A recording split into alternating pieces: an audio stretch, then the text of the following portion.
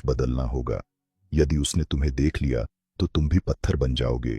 उसने अपनी एक पुरानी साड़ी दी और कहा, आज से तुम सबकी नजरों में मेरे मूक सहायिका बनोगे, यही तुम्हारी सुरक्षा है। राजकुमार तैयार हो गया और योजना की अगली कड़ी शुरू हुई। कुछ समय बाद जब तांत्रिक कालवीर घूमते हुए अपने पत्थरों के राज्य में टहल रहा था, तभी उसकी नजर एक नन्ही सी लड़की पर पड़ी। तांत्रिक कालवीर उस लड़की के पास आया और बोला, तू बड़ी सुंदर है बच्ची है, कल से तू मेरे लिए काम करेगी। तुम्हें उस ऊंचे महल में रहने वाली स्त्री को मेरे लिए एक खास तोहफा देकर आना। उसने मुस्कुराते हुए कहा। लड़की ने सिर झुकाया और जैसे ही वह तांत्रिक वहां से गया, सीधे उस वृद्ध माली की पत्नी के पास पहुंची और पूरी बात बताई। दोनों ने आपस में सलाह की और निर्णय लिया कि राजकुमार जो लड़की के वेश में था, ऐसे ही लड़की की वेश रहकर योजना को आगे बढ़ाएगा।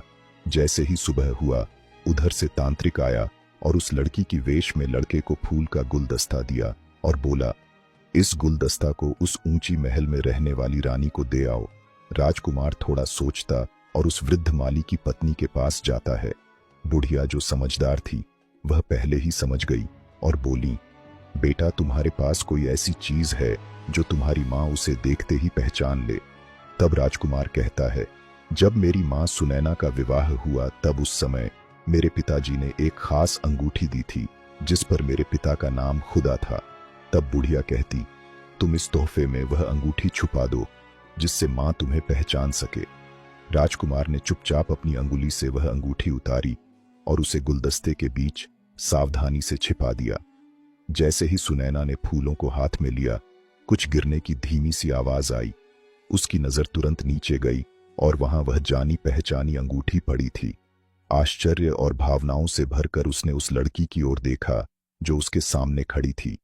राजकुमार ने धीरे से कहा, मां, मैं ही हूं आपका बेटा, कितने वर्षों की तलाश के बाद आज आपको पाया है। अब मैं आपको और पिताजी को इस श्राप से मुक्त कर लूंगा। सुनैना की आंखें छलक उठीं।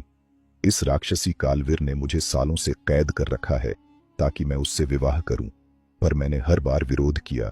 राजकुमार बोला, मां, अब आप अपनी चाल बदलिए। आप उससे कहिए कि आप विवाह को तैयार हैं, वह खुश होगा और जब वह कमजोर पड़ी ढीठेगा, वहीं से हमारी असली योजना शुरू होगी। जैसा कि बेटे ने योजना बनाई थी, वैसा ही संदेश जादूगर कालवीर को भिजवाया गया। जब उसने यह सुना कि रानी अब विवाह के लिए तैयार है, तो वह अत्यंत प्रसन्न हुआ और जल्द से जल्द शादी करने की जिद करने लगा। रानी ने विनम्र स्वर में कहा, मैं विवाह से पहले चाहती हूं कि हम एक दूसरे को थोड़ा और जानें।